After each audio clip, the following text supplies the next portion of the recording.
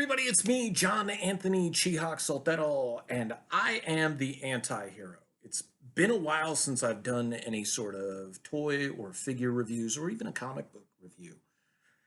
Um, so Grade That Comic kind of went on hiatus for a long time. Probably going to get all, not probably, I will be getting back to that shortly. But I just picked up this figure today and wanted to do a quick review on it.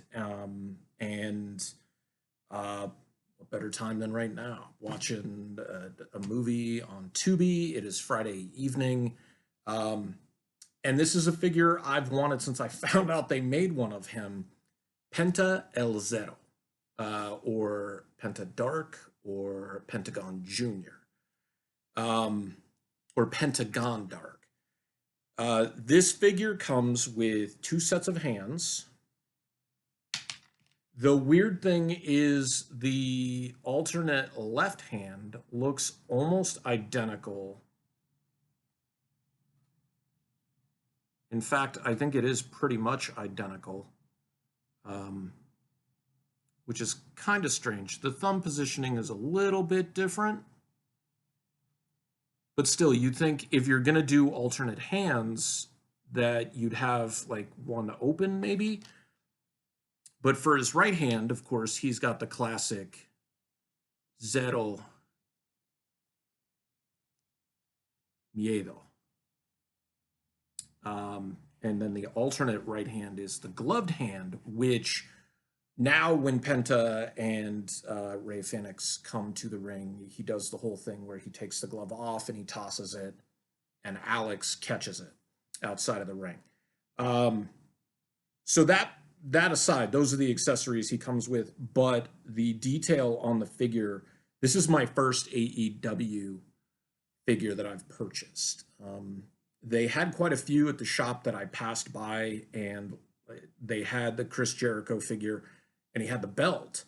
And I considered buying him just to have the belt, because I don't really want the Chris Jericho figure. Although Penta and Chris Jericho would be a great set to have. And then I started thinking, like, who do I have? Because I have an Eddie Guerrero figure that has the WWE Universal belt.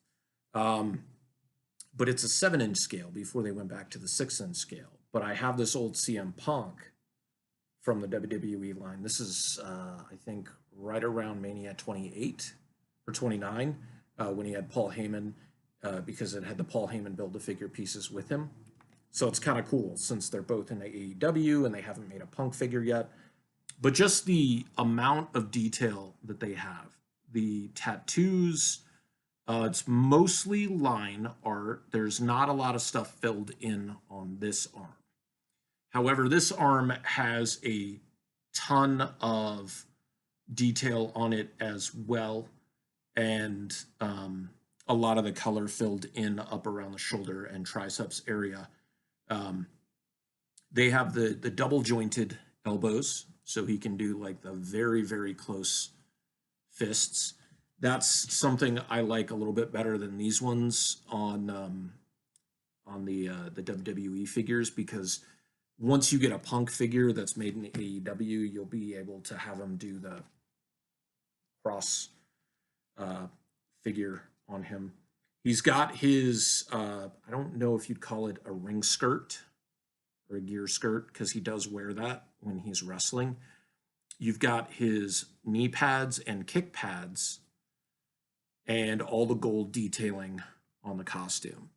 And one of the cool things I like about Penta as a wrestler is he brings about like a Japanese strong style, a lot of strikes, a lot of kicks, but he's also able to do some high flying stuff.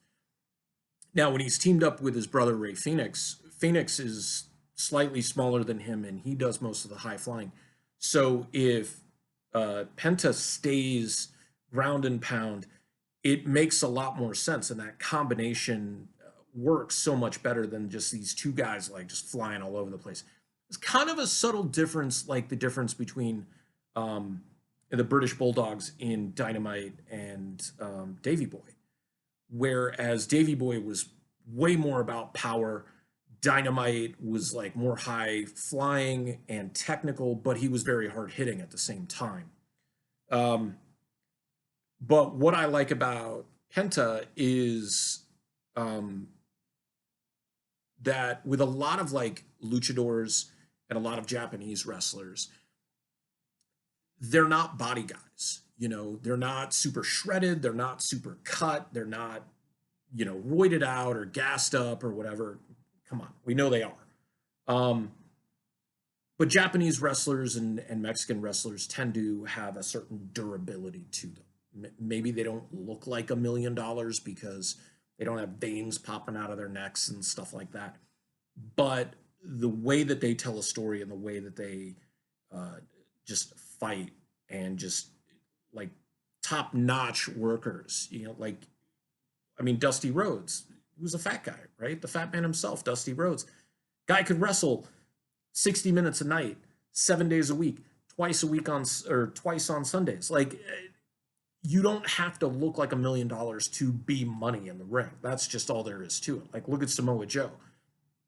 Now his body is a lot more broken down and stuff like that. But when you looked at him in Ring of Honor and TNA, Joe was phenomenal. Like, he would just move and just blast people, and he had that real strong style that was going for him.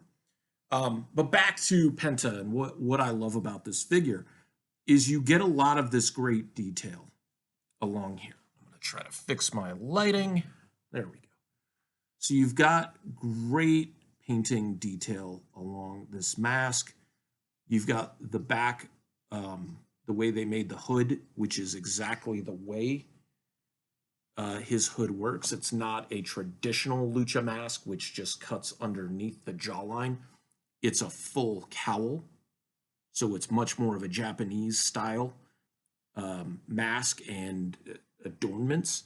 And then you've got the dragon matching on that side as well.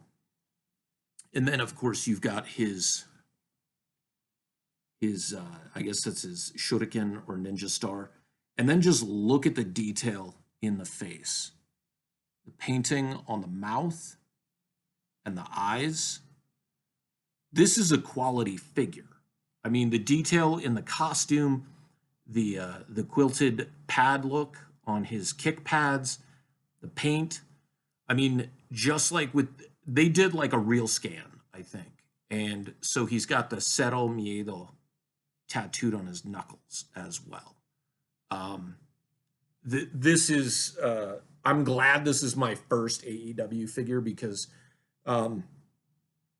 wrestling is a big part of like what I do and my inspirations for writing and creativity.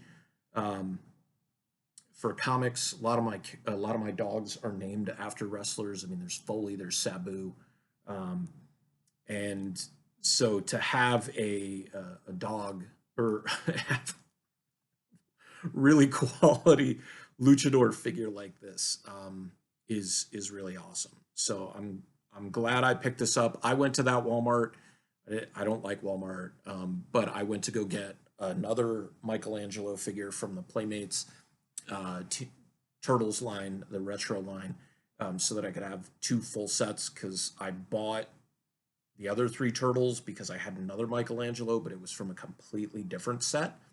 So while I was there, I was like, okay, here he is, and then just saw a slew of figures from AEW. I mean, they had a Jericho, like I said. They had Kazarian.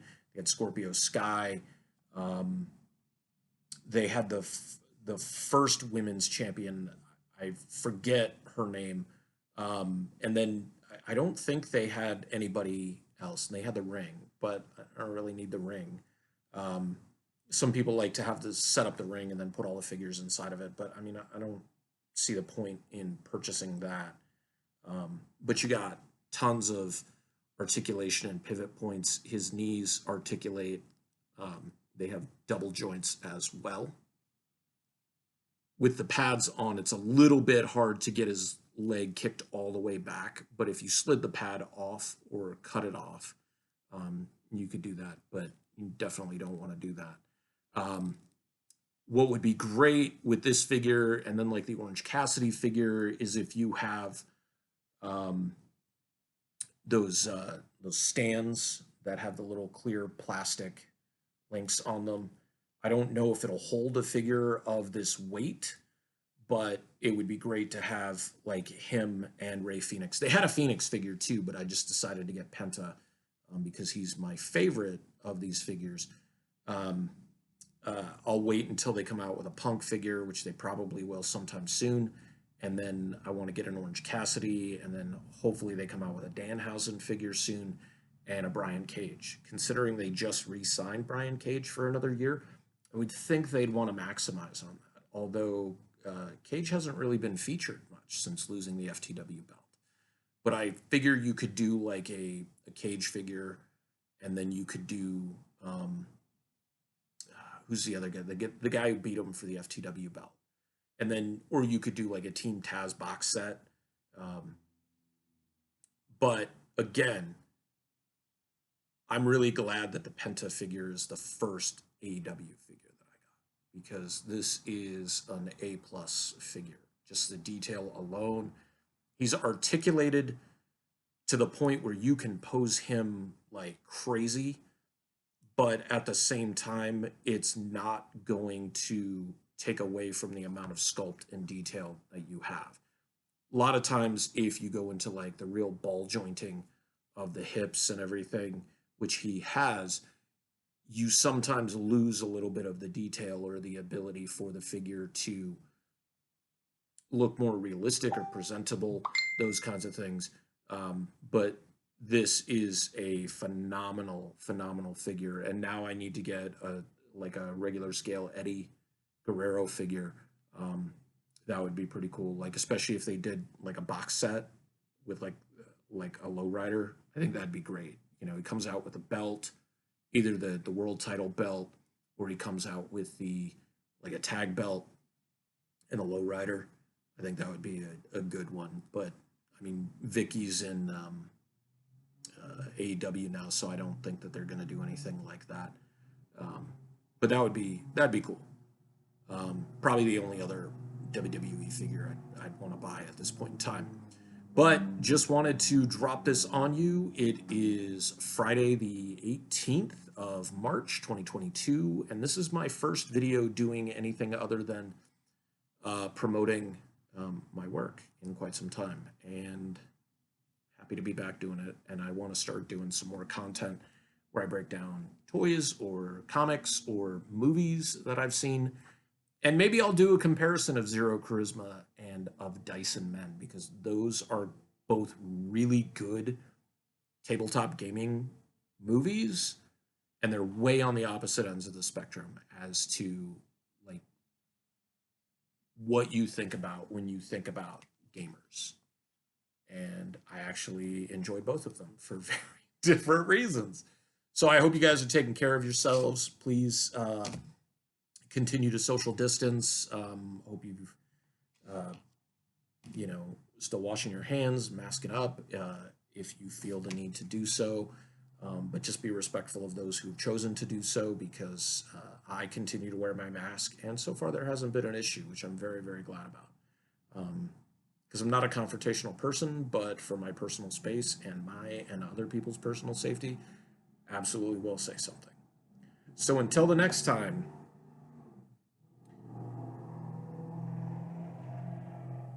it's the bad part about living on a main street. I really wish I hadn't. That's the only part I wish I hadn't chosen. That and like when the dogs get out of the front yard, it's very scary.